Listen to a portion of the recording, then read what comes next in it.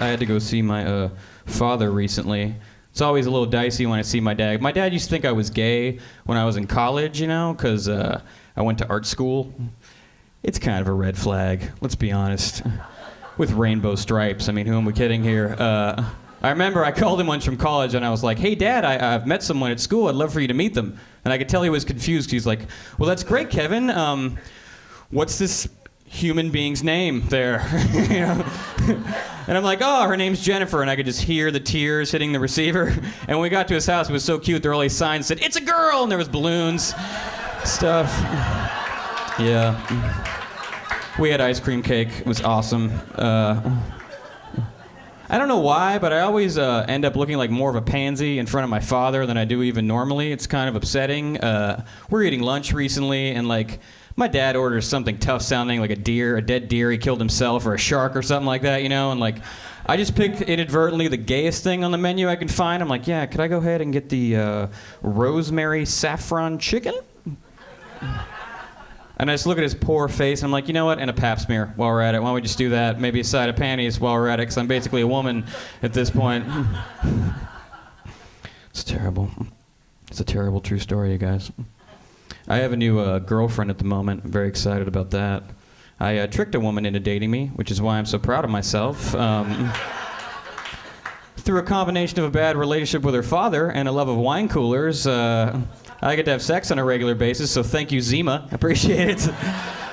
They're my sponsor. You gotta have cute little nicknames for each other in a relationship, especially at the beginning. You know, they like that. If your girlfriend's name is like Sarah, you can maybe call her Sarah Bear. That's cute, right? It's cute. If your girlfriend's name is Michelle, you can maybe call her Seashell. That's clever. You know what I mean? If your girlfriend's name is Cinnamon, she's probably a prostitute, so stop paying for it. That's a felony. It's not worth it in the long run.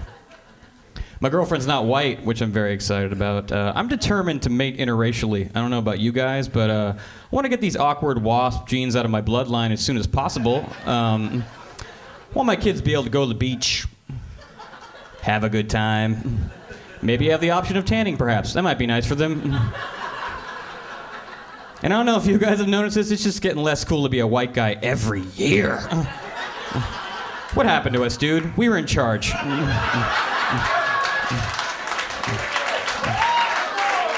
I mean, seriously. We're like the duck-billed platypus of the human race right now. It's not going well. We're just like a bunch of unsexy traits kind of slapped together haphazardly. Like, look, he can't dance. He's socially awkward. Like, put us in a museum already. What are you waiting for?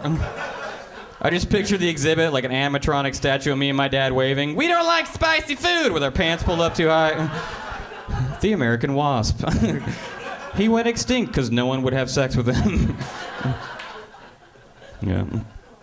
For the longest time, especially out here in LA, you see black men dating white women, so in my head I was like, oh my God, this is gonna be so awesome. I'm gonna get to date black girls.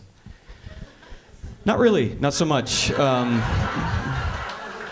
They're not that enthused about what I have to offer, I notice.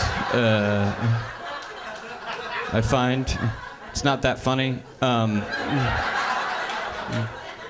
think it has a lot to do with the fact that we don't have a saying, you know. Black guys have that cool saying, once you go black, you never go back. Then they pour champagne on them or something. I don't really know. It's whatever I can gather from watching rap videos, but I don't know if there are any Nubian princesses here tonight, but if there are, if you could just spread the word to your sisters that once you go white, I will pay for lots of stuff, so...